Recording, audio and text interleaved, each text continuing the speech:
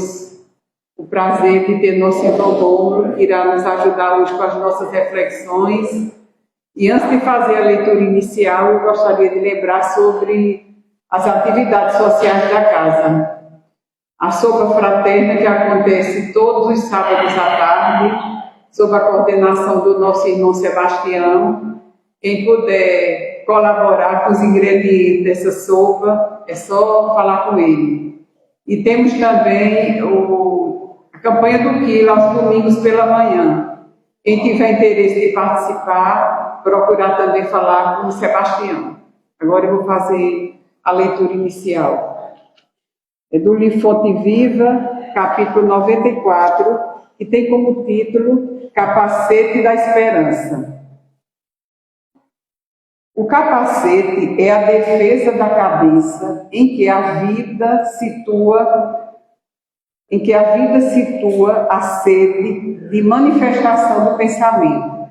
E Paulo não podia lembrar outro símbolo mais adequado à vestidura do cérebro cristão, além do capacete da esperança ou salvação.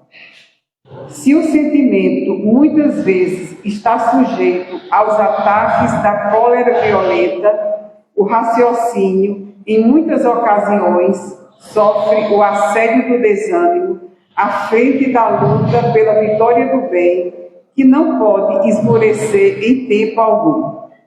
Raios anestesiantes são desfechados sobre o ânimo dos aprendizes por todas as forças contrárias ao Evangelho Salvador. A exigência de todos e a indiferença de muitos procuram cristalizar a energia do discípulo, dispersando-lhe os impulsos nobres ou neutralizando-lhe os ideais de renovação. Contudo, é imprescindível esperar sempre o desenvolvimento dos princípios latentes do bem, ainda mesmo quando o mal transitório estenda raízes em todas as direções. É necessário esperar o fortalecimento do fraco, a maneira do lavrador que não perde a confiança nos grelos terros, aguardar a alegria e a coragem dos tristes, com a mesma expectativa do floricultor que conta com revelações de perfume e beleza no jardim cheio de ramos nus. É imperioso reconhecer, todavia, que a serenidade do cristão nunca representa atitude inoperante, por agir e melhorar continuadamente pessoas, coisas e situações em todas as particularidades do caminho. Por isso mesmo, talvez o apóstolo não se refere à touca protetora. Chapéu quase sempre indica passeio, descanso, lazer, quando não define convenção no traje exterior, de acordo com a moda estabelecida. Capacete, porém, é indumentária de luta, esforço, defensiva. E o discípulo de Jesus é um combatente efetivo contra o mal, que não dispõe de muito tempo para cogitar de si mesmo, nem pode exigir demasiado repouso, quando sabe que o próprio Mestre permanece em trabalho ativo e edificante. Resguardemos, pois, o nosso pensamento com o capacete da esperança fiel e prossigamos para a vitória suprema no bem. Bonita mensagem, né? Então, que a gente busque sempre manter esse capacete da esperança, mantendo sempre a fé em Deus, a confiança em Deus e nós próprios, né? Em vencermos os desafios, os obstáculos. Que assim seja. Agora eu passo para o nosso irmão Aurélio para fazer a prece inicial e em seguida o nosso irmão Roma.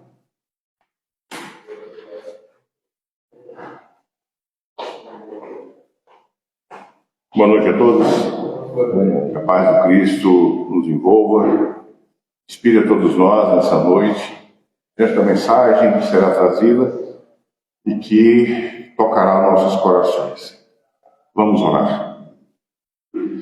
Divino Mestre, aqui nos encontramos, Senhor, nessa noite, buscando na simplicidade, com humildade, receber no banquete dessa noite as Tuas palavras.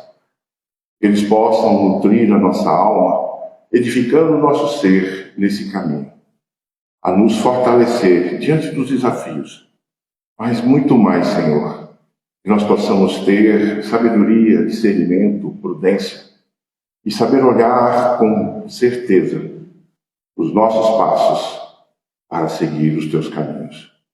Que a Tua paz envolva todos nós nessa noite. Que a espiritualidade amiga, os benfeitores da casa, aqueles que nos assistem diariamente, aqueles que nos conduziram a todos nós, dos dois planos da vida, a esse encontro dessa noite, que seja um banquete de luz do Teu Evangelho. Que a Tua paz esteja com todos nós, hoje e sempre. Que assim seja. Que assim seja.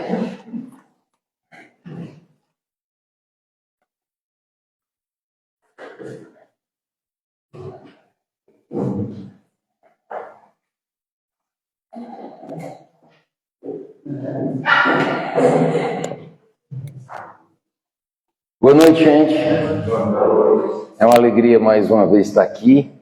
E todo convite que eu tenho para falar sobre a mensagem de Jesus me embate em dois sentidos.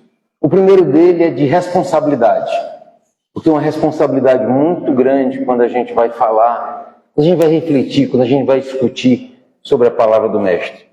E o outro é de gratidão pela oportunidade de trabalhar, pela oportunidade de estar aqui. Então é nesse espírito de gratidão que mais uma vez eu agradeço o convite da casa. Hoje nós vamos abordar um tema muito interessante e que toca fundo e é importante para cada um de nós. Esse tema está no livro Céu e Inferno, na segunda parte, no seu capítulo 8. Nos traz uma excepcional oportunidade de uma reflexão para nós diferenciarmos o que vem a ser o conhecimento intelectual e o progresso moral. Como é que se dá a evolução da matéria, na matéria, a evolução da inteligência do homem e o progresso moral. Esse capítulo 8 do livro Céu e Inferno, ele nos traz ideias muito precisas das expiações terrestres. E ele traz temas como a natureza do sofrimento. Veja se isso não é importante para nós outros. Ele vai nos mostrar a causa das aflições, das dores, das misérias, das doenças e dos dissabores da vida física humana. Ele vai nos esclarecer ainda que os reveses, de forma alguma, são punições. Não são caprichosos esses fatos que nós consideramos ruins. Isso não se trata de capricho dos deuses, isso não é uma vingança divina. Muito pelo contrário, são oportunidades para nós reeducarmos o nosso espírito. Raramente nós olhamos para a dificuldade como essa oportunidade de reeducação do espírito. E quero crer que esse seja o fundamento, a coisa mais importante que a gente tem que tirar da nossa mente e trazer para o nosso coração nessa fala de hoje. Então, nesse capítulo, nós vamos encontrar relatos práticos, exemplos reais de espíritos comuns que enfrentaram provações difíceis. E o objetivo desses relatos, inexoravelmente, é a demonstração da lei de causa e efeito, da necessidade e da inevitabilidade da reencarnação, do resgate, da evolução. E dentro desse conceito, meus irmãos e minhas irmãs, nós percebemos que nessas entradas, nessas muitas entradas e saídas no mundo físico, paulatinamente o espírito compreende os erros do passado. E nesse contexto, a gente vai analisar muito profundamente, no tempo que nos cabe nessa noite. Ainda bem que o Soares não está assistindo, a gente pode esticar um pouquinho mais, né? Então nós vamos hoje ver vários exemplos, o capítulo 8 tem vários exemplos de espíritos que se imbuíram de aceitação e resignação. Nós vamos estudar apenas um caso. Justamente a aceitação e a resignação, que são dois elos fundamentais do nosso saneamento moral. Quem de nós não precisa de um saneamento moral? Muito poucos dentre nós, nesse mundo de provas e expiações, não precisa de um saneamento moral. Eu posso garantir que eu preciso de um saneamento moral. Por isso que a aceitação e a resignação é tão importante para nós outros. Dentre todos esses exemplos do capítulo 8, hoje nós vamos abordar a história de um sábio ambicioso. É o relato da história da senhora B, que viveu em Bordeaux nessa encarnação. Ela tinha uma existência de martírios físicos profundos, inúmeras molestias. Ela era flagelada fisicamente de 9 meses de idade até os 70 anos. Muitas vezes o corpo debilitado bateu nas portas da morte. Contudo, o destino, entre aspas, manteve ela encarnada até o final cumprimento de sua missão. Por 3 vezes ela foi intoxicada pela terapêutica medicamentosa da época, extremamente debilitada pelos adoecimentos físicos, além da fragilidade física que a consumia. Estranhamente, ela não se dava bem com as medicações. Tudo que ela tomava não resolvia o problema físico e alguns medicamentos ainda provocavam dor intensa. Nada, absolutamente nada, atenuava seus sofrimentos. Ocorre que essa senhora, a senhora B, enfrentava tudo isso com uma impressionante resignação. Sua filha, espírita e também cristã, evidentemente, era médium, e ela pedia a Deus para suavizar aquelas provações. O guia daquela moça a aconselhou a não pedir nem a atenuação da dor e nem que ela se suavizasse. Orientou que ela pedisse para a mãe simplesmente tivesse força, calma e resignação para suportar aquelas expiações. Vejamos as palavras do guia, que eu peço licença para vocês para ler esse trecho. Nesta vida, tudo tem uma razão de ser. Não há um só dos vossos excessos que não tenha por consequência uma privação. Não há uma só lágrima a destilar dos olhos que não seja destinada a lavar uma falta. Suportai, portanto, com paciência e resignação as dores físicas e morais. Imaginai o trabalhador que, amortecidos os membros pela fadiga, prossegue no trabalho, porque tem diante de si a dourada espiga. Assim, a sorte do infeliz que sofre neste mundo, a aspiração da felicidade, que deve constituir-se em fruto de sua paciência, torná-lo-á resistente às dores efêmeras da humanidade. Eis o que se dá com a tua mãe. Cada uma das suas dores, acolhida como expiatória, corresponde à extinção de uma nódoa do passado. E quanto mais cedo as nódoas todas se extinguem, tanto mais breve será feliz. A falta de resignação esteriliza o sofrimento, que, por isso mesmo, teria de ser recomeçado. Convém-lhe, pois, a coragem e a resignação. E o que se faz preciso é pedir a Deus e aos bons espíritos que lhe concedam. O guia também revelou que a senhora B fora um médico inteligente e famoso em uma encarnação pretérita. Esse médico não tinha compaixão nenhuma, não tinha empatia, ele era movido apenas por orgulho, vaidade, ambição intelectual e material, e busca por reconhecimento e também ávido pela cupidez. Ele não tinha limites na busca dos seus objetivos egoísticos. Usava os doentes que o procuravam como cobaias humanas. Submetia pacientes a testes e experimentos dolorosos. Os enfermos desconheciam aqueles experimentos aos quais se submetiam. Vejamos mais uma vez, em um pequeno trecho, o relato do guia, quando ele explicou para a filha da senhora B o que é que acontecia com ela.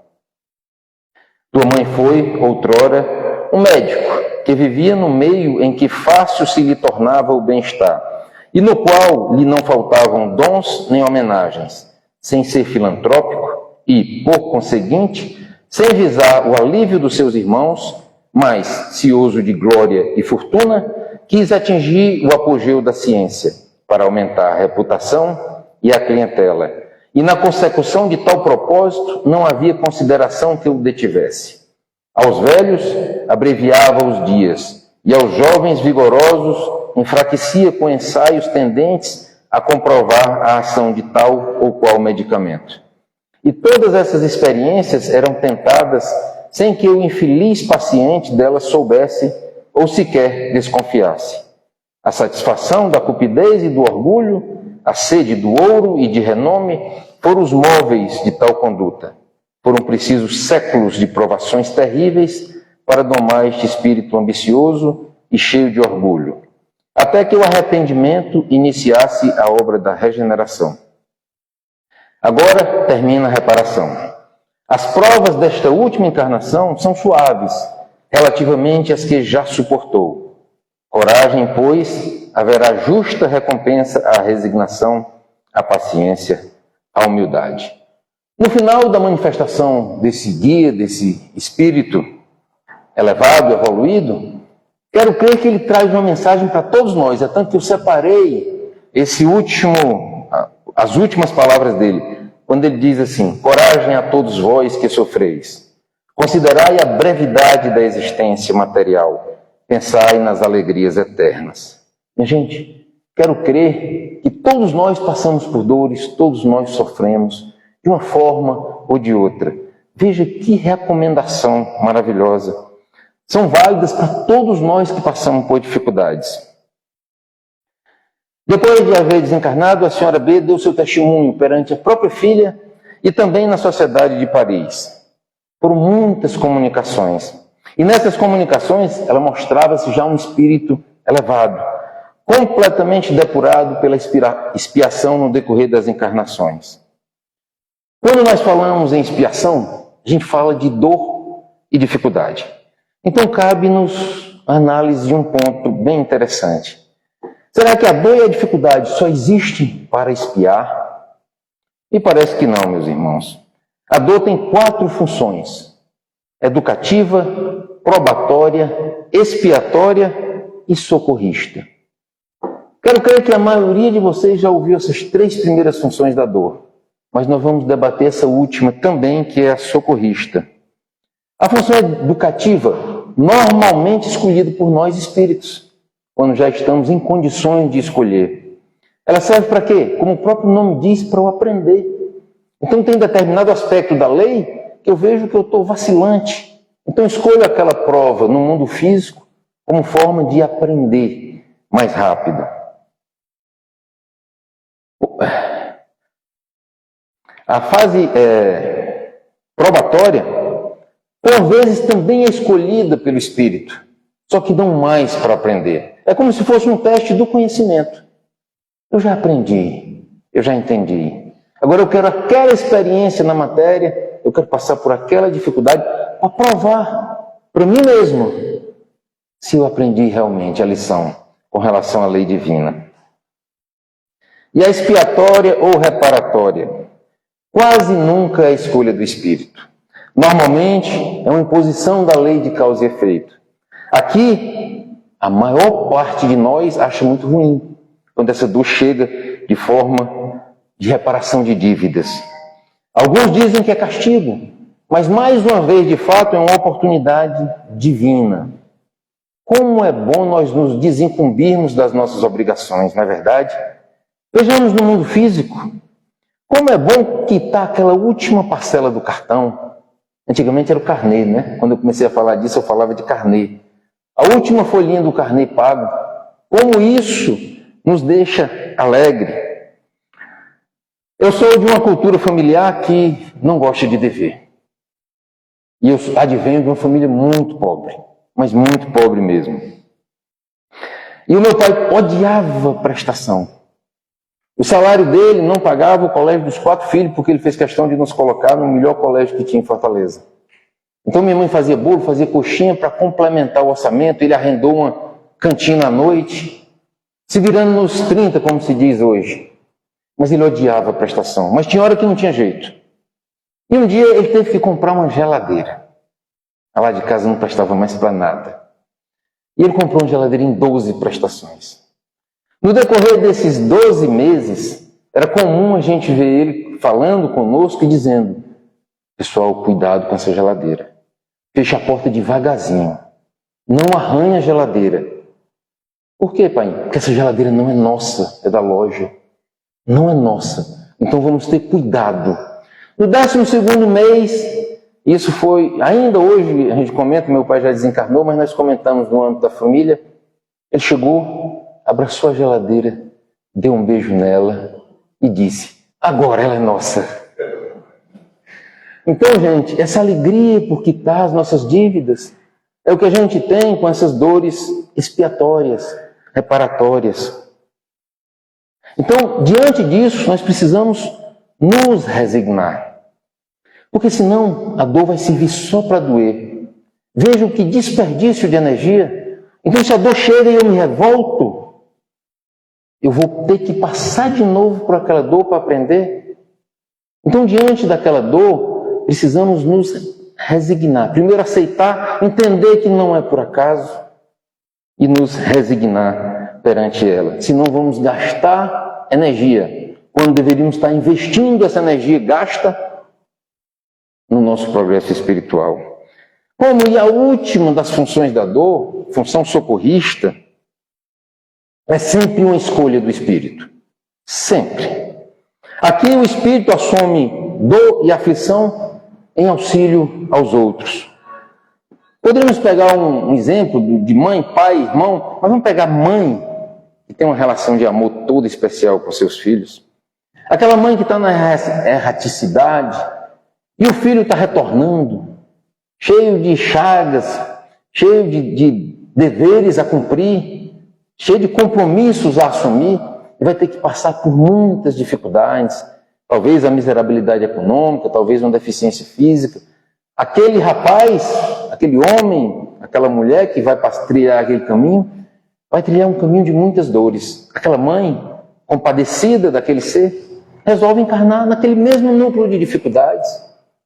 Ela está ali para aprender? Não. Pelo amor que ela tem, parece que ela já aprendeu. Ela está ali para se provar? De forma alguma. Ela está ali para espiar? Não. Ela está ali para socorrer. Socorrer aquele amor, aquele ser que ela ama tanto que ela se dispõe a passar. Ele, aquele flagelo material para apoiar aquele espírito em dificuldade, para acompanhar todas as dificuldades daquela pessoa que ela ama. Nós temos um exemplo de um rapaz que eu acho que todos nós conhecemos, que para mim é o exemplo máximo de uma encarnação socorrista. Eu vou dizer o nome dele, quem não conhecer ele, levanta a mão, que eu vou explicar quem é ele. Jesus. Todos conhecem, né? Encarnação absolutamente socorrista. O Cristo, todos os sofrimentos, as dores pelas quais passou, a começar pelo contato conosco, tão inferiores, tão mesquinhos, tão rudes ainda, tão ignorantes, e a terminar pela dor física. Então Cristo passou por essa dificuldade, porque ele tinha que aprender, ele já sabia tudo. Ele tinha que espiar, nada. Cristo já era um espírito completamente puro. Ele tinha que se provar alguma coisa? De jeito nenhum. Então foi uma encarnação absolutamente socorrista. Todas essas 4 funções de dores e aflições são de ordem divina. Todas elas vêm em nosso auxílio ou em benefício de outrem, se assim nós escolhermos. Todas, quer sejam impostas ou escolhidas, elas devem ser acatadas com resignação por nós. Nós precisamos mudar, de uma vez por todas, o nosso olhar em relação às dores. Olhar para as dores com aceitação e resignação, sem acomodação. Importante essa ressalva final. E aqui alguém dirá: então, Rômulo, quando chegar um adoecimento, eu nada vou fazer. Porque é vontade de Deus. Está errado. Isso é uma irresponsabilidade. E isso é um suicídio indireto. Porque se o adoecimento chega até mim e eu nada faço, eu estou ou não estou cometendo um suicídio indireto? Porque aquele meu corpo vai desencarnar antes do tempo. E nós temos uma responsabilidade espiritual sobre esse corpo. Daqui a pouco vai para o lixo. Mas ele só pode ir para o lixo no momento certo. Nós não podemos desencarnar antes do momento adequado. E se eu não cuido desse corpo, se diante de um adoecimento eu não vou usar a ciência para que ele se cure, eu não estou sendo resignado, eu estou sendo acomodado. Mas qual é a diferença de acomodação para resignação, se os dois é um não fazer? É muito simples. Pegando esse caso da doença, se eu nada faço quando de fato eu deveria procurar uma solução, isso é acomodação. E a resignação é o nada fazer quando não tem mais nada a fazer. Então, o primeiro ponto, eu vou atrás de me curar.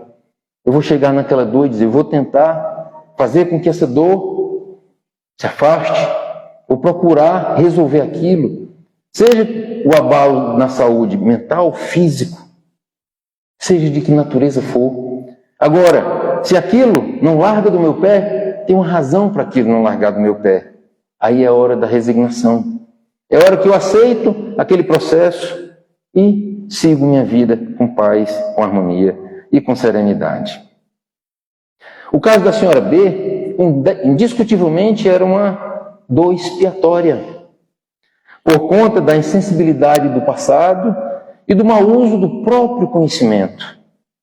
Então ela necessitou passar pela experiência oposta, encarnar num corpo frágil e adoecido, consumido por enfermidades incuráveis, suportando erros da ciência médica. Então, de fato, ela passou por dificuldades que ela impôs a outros no passado, quando estava na condição de um médico. Desse texto, minha gente, nós podemos tirar muitas lições, mas duas em especial. A primeira delas é que a inteligência e o talento sem amor, sem caridade, transformam o saber em vaidade. E nós precisamos ter muito cuidado com a soberba do saber, em todas as suas formas de expressão. Precisamos ter cuidado com a soberba do saber científico, precisamos ter cuidado com a soberba do saber filosófico, e precisamos também ter cuidado com a soberba do saber religioso. Eu, há muito tempo atrás, não é comum ver isso, mas eu ouvi um irmão de credo espírita, já bastante experiente, um coordenador de uma casa lá em Fortaleza, criticando a postura de um outro credo, dizendo que o espiritismo tinha soluções e aqui nós tínhamos o que era certo, e se eu estou certo, o outro está errado. E, gente, isso para começar é uma falta de humildade. Nós que estamos num planeta de provas e expiações, ou seja, numa escala de 5, nós estamos no degrau 2. Como é que eu vou dizer que eu estou certo e o outro está errado? Que falta de humildade. E uma grande soberba. Sabe por que é uma grande soberba também? Porque sabe qual é a religião certa? Existe uma religião certa realmente. É aquela que me faz ser um ser humano melhor. Eu rodei muitos credos à busca de respostas. Foi o Espiritismo quem mais entregou em termos de uma doutrina não dogmática. O Espiritismo tem explicação para quase tudo. Eu posso até não aceitar ou não gostar daquela explicação, mas não tem dogma, não tem o mistério da fé. Então me identifiquei muito com a doutrina espírita. Mas os evangélicos, que tiram muitos irmãos do alcoolismo, do vício. Posso dizer que a religião budista é inadequada, porque os monges têm o claustro, eles passam a vida solitários a meditar. Posso criticá-los? Jamais. A religião certa é aquela que torna o ser humano um ser melhor. E aqui, mais uma historinha que talvez eu já tenha até contado nessa casa, mas vou me arriscar e contar de novo, que é muito adequado para essa questão da soberba religiosa. Quando comecei a estudar o Espiritismo, eu ia sempre na casa da minha mãe, né? Que ainda está encarnada. Meu pai desencarnou, mas minha mãe está encarnada ainda. E no começo ela disse assim: meu filho, você é metido com essas coisas? Eu disse: é, mãe, eu estou metido com essas coisas, mas estou tão feliz com essas coisas. Aí depois ela saiu da desconfiança, começou a curiosidade. E perguntando e eu respondendo, sem querer doutrinar ela, mas todas as dúvidas dela eu ia esclarecendo. E um dia eu cheguei para almoçar na casa dela e ela disse: meu filho, eu estou assim meio perturbada. Eu disse: vamos ver se tem uma cura para essa sua perturbação. Que foi? Ela disse, olha, para mim, se não existir a reencarnação, não existe um Deus justo. Por quê? Porque uma criança que nasce numa favela, que é abusada pelos pais, que sofre maus tratos, que muito cedo é colocado em contato com as drogas, e nasce você, que recebeu um amor de mãe maravilhoso, fazendo a propaganda dela, né? Nesse lar que é acolhedor, é muita injustiça. Então a reencarnação, para mim, é um pressuposto da justiça divina. Mas, meu filho, eu acho tão bom quando eu comungo. Eu sinto Jesus entrando dentro de mim. Eu saio da igreja iluminada, com a força renovada. Ela é muito caridosa. Então ela disse que aquilo dava uma força a ela para praticar as caridades dela. Aí ela olhou para mim e disse, meu filho, o que é que eu sou? Eu disse, mãe, a senhora é espiritólica. E tudo bem ela ser espiritólica, porque ser espiritólica era a religião que tornava ela um ser humano melhor. Então vou eu, com soberba, dizer, não, a senhora não pode, a senhora tem que deixar a sua hóstia. Por quê? Se é sendo espiritólica que ela ganha força, que ela tem entendimento e que ela vive bem. Então nós precisamos ter muito cuidado, porque muitas vezes nós nos arvoramos de termos ciência, religião e filosofia que realmente temos. Mas às vezes a gente opõe isso a outras pessoas. Há religiões mais dogmáticas que também têm seu valor. Então faço só esse adendo, sem falar na soberba científica nem filosófica, mas que nós tenhamos cuidado com a soberba religiosa. Uma amiga minha que é espírita, ela sempre dizia, mas eles dizem que eu sou minha religião é do Satanás. Em que é que isso nos abala? E se isso nos abala, a gente tem que olhar para nós mesmos. Se alguém olha para mim e diz, Rômulo, tua religião é motivada pelo Satanás. E isso me incomodar, eu não tenho que olhar para essa pessoa que falou, eu tenho que olhar para mim. Isso não tem potencial nenhum de me incomodar, a não ser que eu permita, a não ser que eu me abale com aquilo. E essa mesma irmã nossa estava extremamente irritada porque foi um colega de trabalho, que era evangélico, e disse que a religião dela era do Satanás. Aí eu olhei para ela e perguntei, vem cá, se ele dissesse que a tua religião era controlada pelo Saci Pererê, o que é que tu ia fazer? Eu ia rir dele. Pronto, então ria. Não seja na frente dele, mas ache isso engraçado, porque do mesmo jeito que a gente não acredita em Saci Pererê, a gente não acredita em Satanás.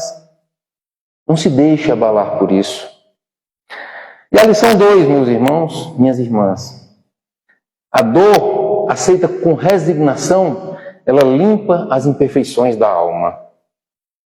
Se a gente colocar essa frase no coração, já terá valido a gente ter saído das nossas casas hoje para cá. A dor, aceita com resignação, limpa as imperfeições da nossa alma. E a dor não aceita, se transforma em revolta. E quando eu transformo a minha dor em revolta, o espírito terá que ser revisitado de novo por aquela experiência dolorosa. Até quando, Rômulo? Até aprender. E aqui, não é Deus que define quando a dor cessará. De forma alguma. Somos nós. Porque a dor vai cessar quando a gente aprender. Na questão 780 do Livro dos Espíritos, Kardec pergunta se o progresso moral acompanha sempre o progresso intelectual. A resposta é bastante elucidativa. O progresso moral decorre do progresso intelectual, mas nem sempre o segue imediatamente. Então, o progresso moral decorre do intelectual, mas nem sempre o segue imediatamente. A inteligência costuma abrir caminho para a moralidade. Sabe por quê, gente? Porque quanto mais inteligente nós somos, mais a gente passa a perceber as coisas, mais a gente tem capacidade de estudar, mais a gente tem capacidade de se desenvolver dentro da ciência e da religião. Então é por isso que a moralidade mais ou menos acompanha a inteligência. Não estou dizendo que um é atrelado para o outro, porque tem pessoas extremamente inteligentes, como o médico que precedeu a senhora B, e que a moralidade está lá embaixo. Mas, no geral, é isso que acontece. O movimento de intelectualização é seguido, às vezes de perto, às vezes de longe, por um movimento de moralidade. Mas sempre existe um intervalo entre um e outro. Um exemplo claro: saber o que é certo e fazer o que é certo. Minha gente, saber o que é certo é da inteligência, é do raciocínio. Hoje a gente sabe o que é certo. Fazer o que é certo é da moralidade. Então, vejamos que onde nós estamos dentre esse saber e fazer. E aqui, mais uma vez, vamos olhar para nós, porque o Evangelho é um guia para que nós possamos olhar para nós outros. Onde é que nós estamos? Nós como coletividade.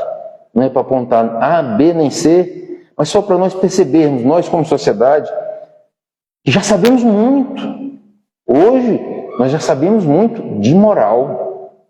Hoje nós temos o amor, caridade, fraternidade, humildade, simplicidade. Não é só na doutrina espírita, não. O amor espírita é igual ao amor católico, é igual ao amor budista. Então não importa o nosso credo, hoje nós sabemos. Mas será que nós fazemos? Parece que ainda não. Parece que nós estamos naquele vácuo ainda. Já sabemos, ou seja, a intelectualidade já aprendeu, mas ainda não fazemos em sua totalidade. Vejamos um exemplo muito claro desse saber e não fazer. Nós sabemos que Jesus nos disse: buscai o reino dos céus, que o resto virá por acréscimo. Alguém tem coragem de dizer que o Cristo mentiu? Não, né? Então isso é verdade. Buscai o reino dos céus, que o resto virá por acréscimo. Quem dentre nós faz isso? Então a gente já sabe, mas a gente não faz ainda. Por quê, Romo? Porque existe esse gap, essa distância ainda entre o saber e o fazer. E isso também é motivado pela nossa fé, que é extremamente vacilante. Porque fé não é acreditar. Porque nós acreditamos no Cristo, nós sabemos que isso é verdade. Só que fé é se entregar. Quem de nós se entrega? A maioria de nós vai resolver tudo no mundo da matéria. Se sobrar um tempinho, a gente reserva para o reino dos céus. Mas tudo bem, é o nosso estágio. É importante que a gente tenha sempre essa discussão palpitante dentro de nós, para que a gente não se perca dentro do nosso próprio progresso.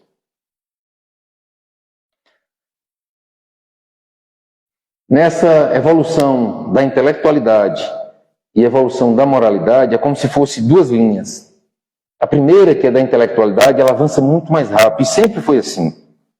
Então nós presenciamos, nesses 2000 anos, vamos chamar assim, um avanço muito grande da ciência, da tecnologia, do conhecimento, do poder do ser humano de intervenção na natureza.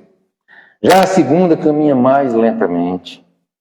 Fraternidade, responsabilidade, solidariedade, desapego, respeito à vida.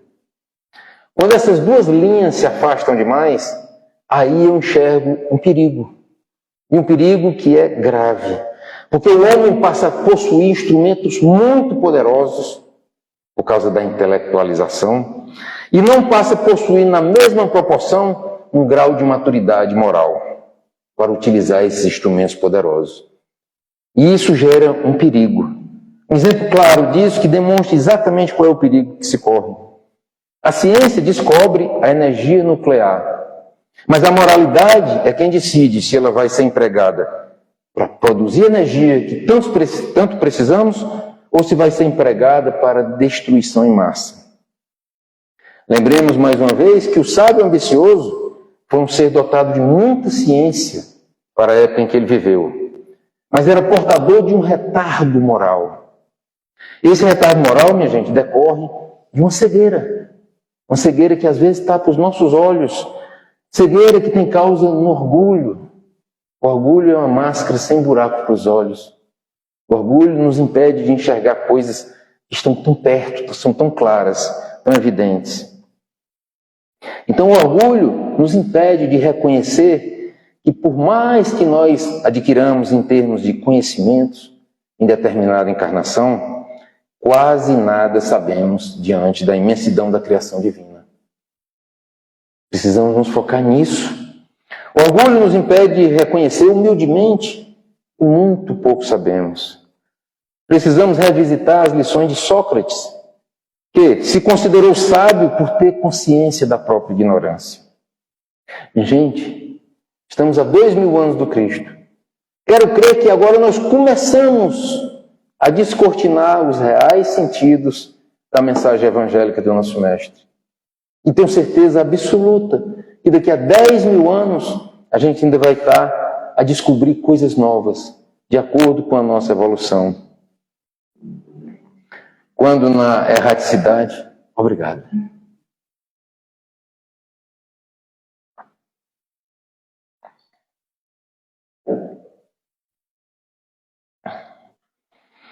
Quando na erraticidade, nós que nos julgamos sábios e somos orgulhosos, com toda certeza vamos perceber pessoas mais simples.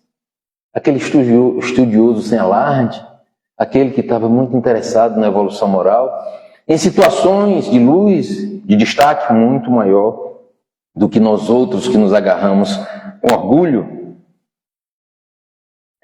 Temos uma conclusão doutrinária muito importante sobre o saber. É muito mais responsabilidade do que deleite pessoal. Então, cada vez que nós aumentamos o nosso nível, cada vez que nós adquirimos mais conhecimento, mais responsabilidade a gente tem.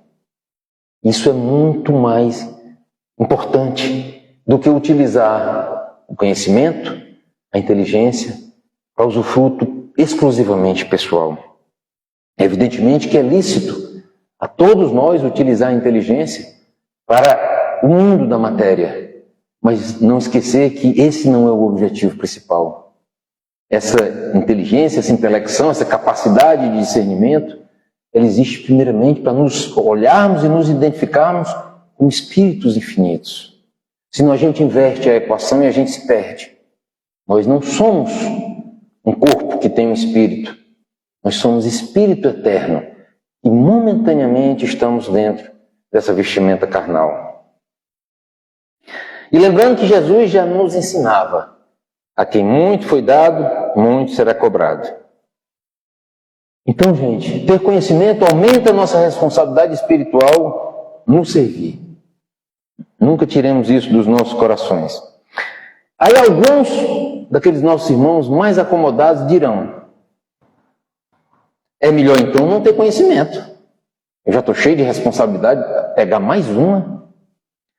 Essa é a mesma lógica insana de alguém que diz: é melhor não evoluir espiritualmente, dá muito trabalho.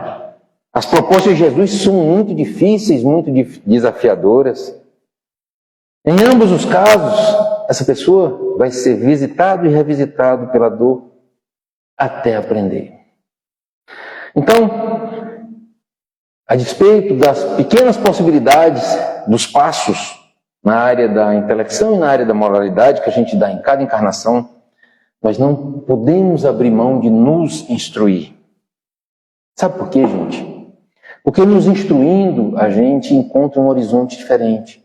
Nos instruindo, a gente tem um entendimento.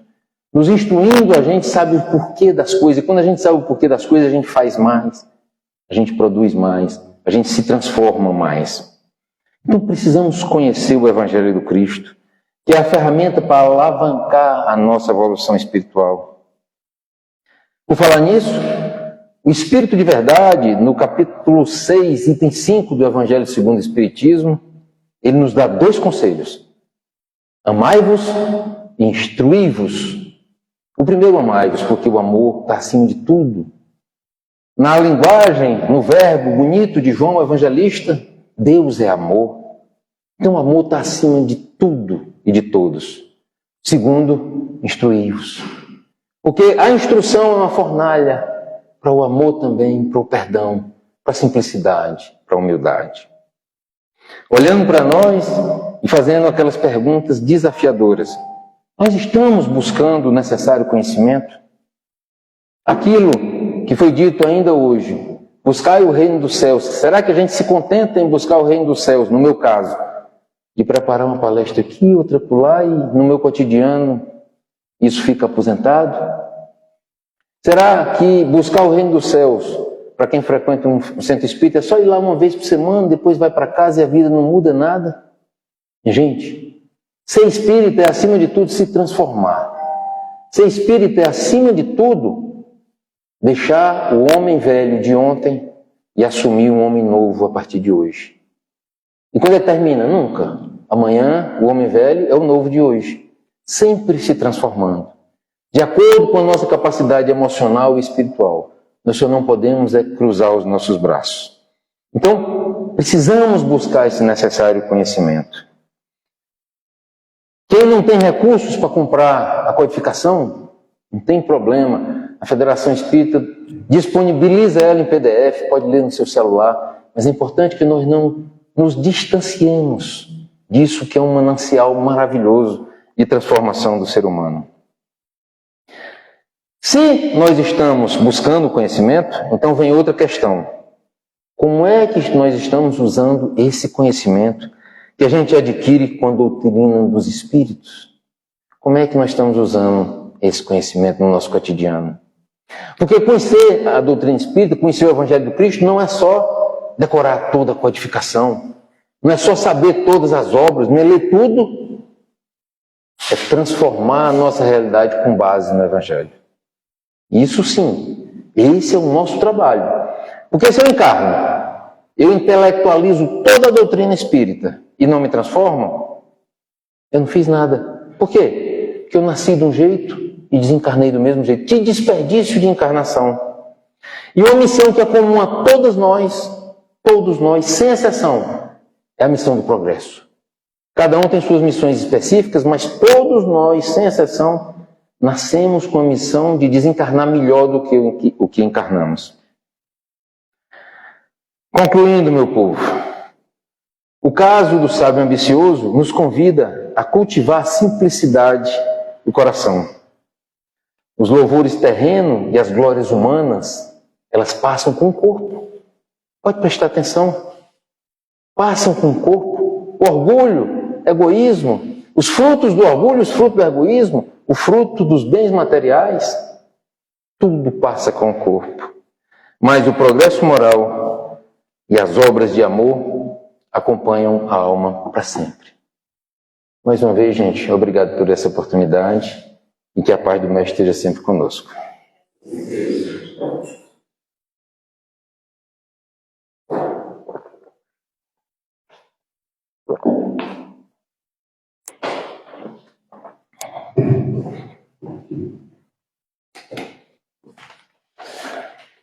Obrigada, Rômulo, pelas boas reflexões, viu? Que Jesus lhe inspire sempre.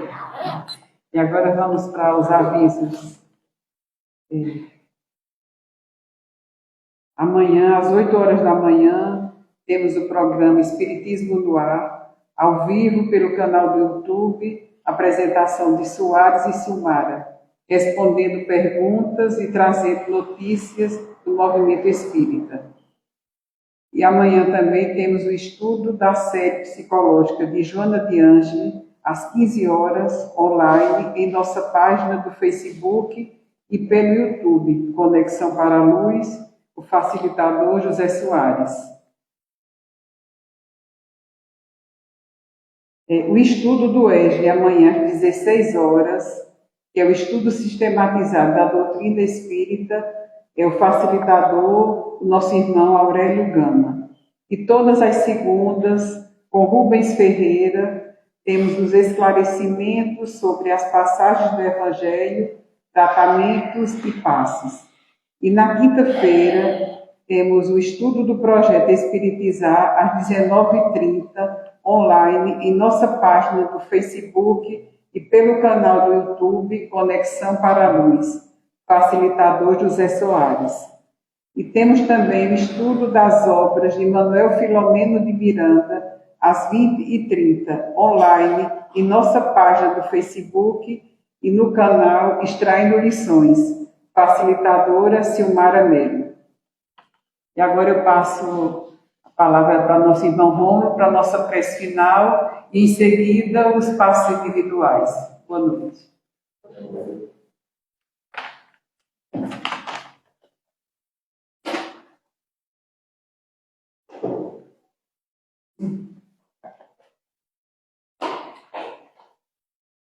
Então vamos agora agradecer, antes de nós passarmos para a segunda parte dos trabalhos da noite. Oremos. Amado Jesus, que nos encontramos, Senhor, felizes por estarmos aqui unidos em Teu nome.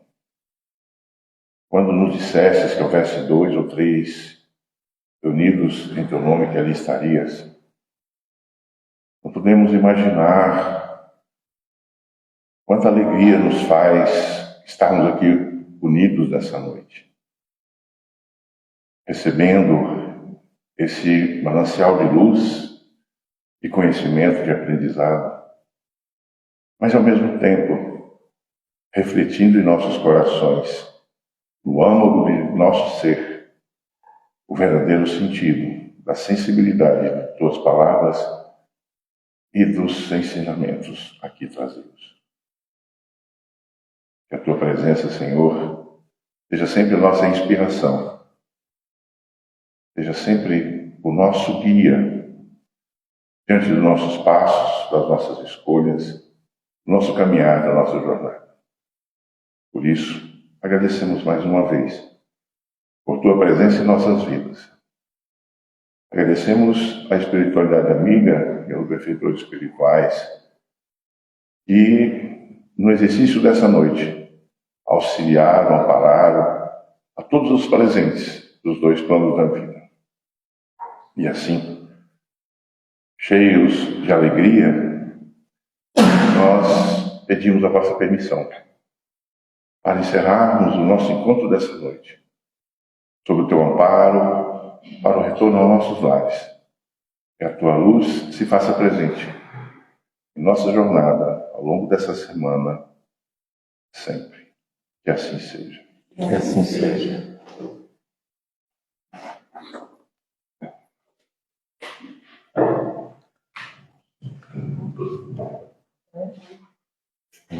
Oi, amigo.